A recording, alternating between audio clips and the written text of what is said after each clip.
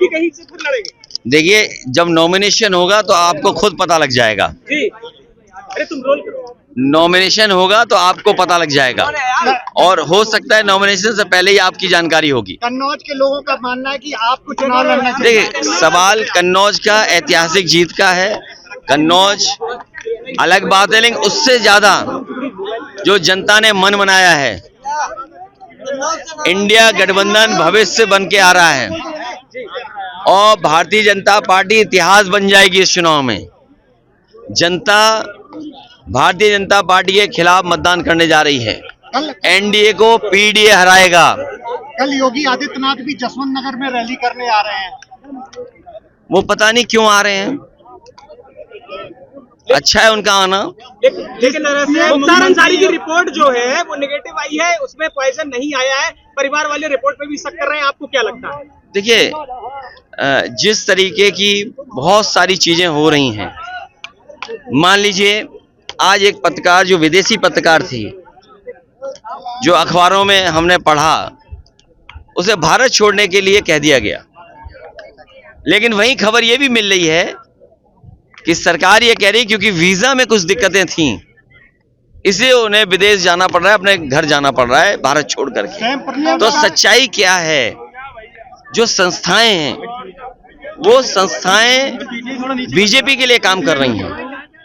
आपके थाने हैं, तहसील है, जिला एडमिनिस्ट्रेशन है। जब संस्थाएं दल के लिए काम करने लगे, समझ लो लोकतंत्र खत्म हो गया। इसलिए शक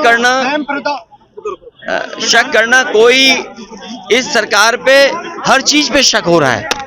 यही तो सवाल है कि आप क्रेडिबिलिटी क्या है। आप सोचिए, प्रधानमंत्री जी ने जो कहा उस पे आपत्ति पूरे देश के लोगों को है। पूरे देश के लोगों को आपत्ति है कि ये भाषा कैसे हो सकती है। लेकिन चुनाव आयोग क्या कर रहा है? और फिर आप में से बहुत से साथी हैं कि क्या लाभ मिल जाएगा बीजेपी को, कुछ सवाल पूछ लें। जो सवाल आप पूछ रहे हैं, आपकी नीयत में सवाल यह है कि आप बीजेपी की मदद करना चाहते हैं। लेकिन उन्होंने कहा, मंत्री ने भाजपा वाले आरोप लगा रहे हैं कि आप फातिया बनाने के शरीयत का जिक्र किया, लेकिन हम शरीयत को कौन सा चैनल है आपका? कौन सा चैनल है आपका? चैनल बता दो कौन सा है। अरे चैनल बताओ ना कौन है। जयवीर सिंह ने कहा था। नहीं, देखिए ऐसा सुनिए, बहुत इधर उधर की बातें मत करो। तुम भी जानते हो, अगर ये पूछेंगे तो एफआईआर इन पे भी लिखाई जाएगी।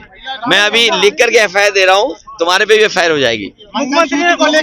इसलिए बहुत सारी बातें पूछो।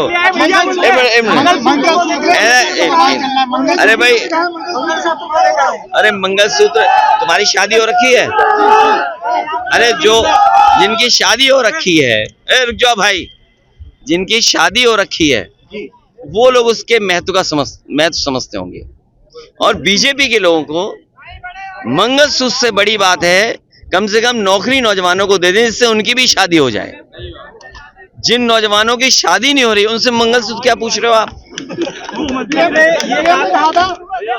पीएम ने कहा था कि यदुवंशी जो अपने आप यदुवंशी कह रहे हैं, वो श्री कृष्ण द्वारका का अपमान कर रहे हैं। तुम्हें कुछ पता ही नहीं है, वो प्रधानमंत्री जी को कुछ नहीं पता जो पूछ रहे हैं वो। मुख्यमंत्री ने कहा है कि उन्हें जानकारी नहीं है इस बारे में। मुख्यमंत्री ने कहा है कि जो लोग माफियाओं की कब्र पर जा रहे हैं वो 5 साल और भी जाएंगे। सवाल ये नहीं है, सवाल ये है कि आपने नौकरी कितनी दी, पेपर लीक हो गए आपके, और 10 परीक्षाएं लीक हुई, तो उसका जवाब क्या है आपके पास? कह रहे शरीयत को भी नहीं लागू होने देंगे, जिस तरह से कांग्रेस ने घोषणा पत्र में जारी किया था। बाबा साहब भीमराव अम्बेडकर जी का संविधान हमारे लिए संजीवनी है। बाबा साहब भीमराव अम्बेडकर जी का दिया हुआ संविधान हमें मान सम्मान दिलाता है। बाबा साहब भीमराव अम्बेडकर जी का दिया हुआ संविधान हमें अधिकार दिलाता है, और उसी अधिकार की वजह से हम और आप खड़े हैं। ये बीजेपी के लोग जनता को गुमराह करके वोट के अधिकार को भी छीनना चाहते हैं। ये भाषण इसलिए हो रहे हैं क्योंकि उनके अंदर निराशा है, जनता उनके साथ नहीं है। अब निराशा में क्या करें? वो जब वोट मिल नहीं रहा है तो क्या ना करें, मरता क्या ना करता। इसीलिए न विकास पे बोल रहे हैं, न किसान की आय 2 गुनी बढ़ जाएगी उस पे बोल रहे हैं, न बिजली सस्ती होगी उस पे बोल रहे हैं, न कोई बड़ी सड़क बनाई उस पे बोल रहे हैं। बस जनता को गुमराह करने के लिए कर रहे हैं। और मैं आपको कह दूं, अग्निवीर की तरह इन खाकी वालों की भी नौकरी 3 साल की होने जा रही है। ये जो अग्निवीर हुई है अभी,